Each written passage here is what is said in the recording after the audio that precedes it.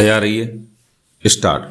वादी प्रत्युत्तर दाता संख्या 1 ने याची प्रतिवादी संख्या 2 के विरुद्ध विक्रय के लिए किए गए करार दिनांकित 20/11/1987 और 4/10/1989 के विनिर्दिष्ट अनुपालन के लिए 2/5/2008 को एक वाद संस्थित किया था, जिसमें याची प्रतिवादी नंबर 2 दिसंबर 2008 को एक लिखित कथन और 12 मई 2009 को प्रतिदावा प्रस्तुत किया। स्टॉप।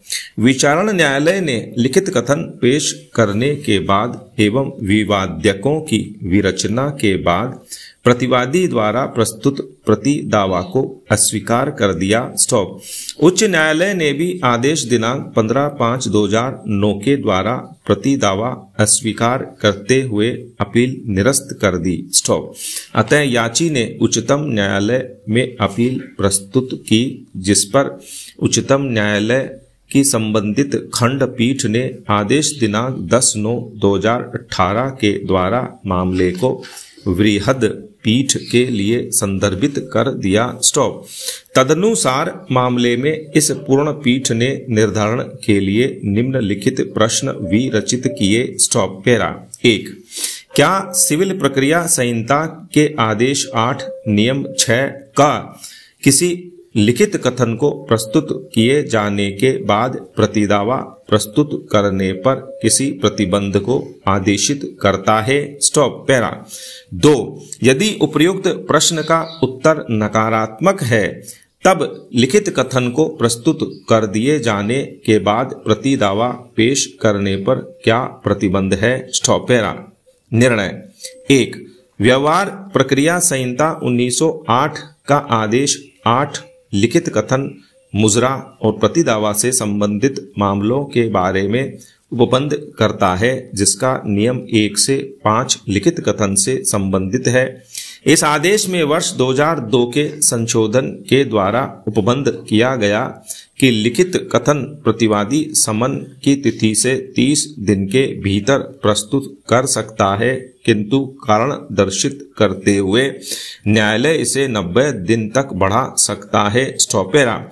आदेश 8 नियम 6 के अंतर्गत वादी के वाद पर प्रतिवादी उस धन की वसूली के लिए जिसे वह वैध रूप से वसूल करता है मुजरा का दावा कर सकता है, किंतु प्रतिवादी नियम 6 के अधीन मुजरा के अधिकार के अलावा वादी के दावे के विरुद्ध किसी ऐसे अधिकार या दावे के लिए प्रतिदावा भी कर सकता है जो वादी के विरुद्ध प्रतिदावा को वाद फाइल किए जाने के पूर्व या पश्चात, किंतु प्रतिवादी द्वारा अपनी प्रतिरक्षा परिदत्त किए जाने के पूर्व या ऐसा नियम समय के पूर्व किसी वाद हेतुक के बारे में प्रोद्भूत हुआ है, चाहे ऐसा प्रतिदावा नुकसानी के दावे के रूप में हो या नहीं। स्टॉप। पैरा 2। आदेश 8 नियम 6 का से 6(6) तक के प्रावधान 1976 के संशोधन के द्वारा जोड़े गए, जिन्हें 1 फरवरी 1977 से प्रवृत्त किया गया। स्टॉप।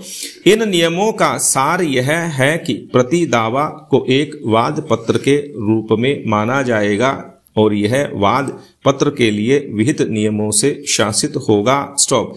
नियम 6(6) स्वयं स्पष्ट करता है कि लिखित कथन के नियम प्रतिदावा पर भी लागू होंगे। स्टॉप। अतः नियम 6 का आदेश 8 के अंतर्गत कोई प्रतिदावा प्रस्तुत करने के लिए निम्न शर्तें होंगी।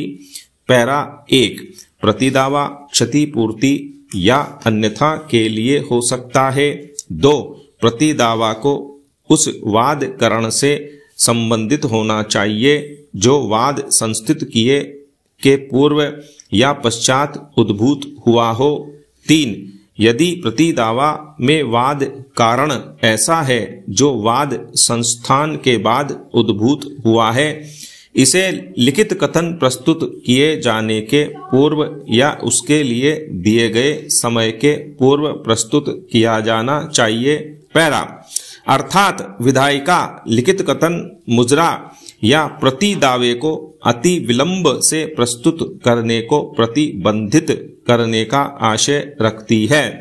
यद्यपि विधायिका ने प्रति दावा प्रस्तुत किए जाने के लिए कोई समय सीमा नियत नहीं की है, किंतु निश्चय ही कहा जा सकता है कि यह आदेश 8 नियम 6 क के अधीन यथा वर्णित वाद कारण तक सीमित होना चाहिए और यह नहीं समझा जाना चाहिए कि प्रति दावा को लिखित कथन प्रस्तुत किए जाने के बाद किसी भी समय प्रस्तुत किया जा सकता है।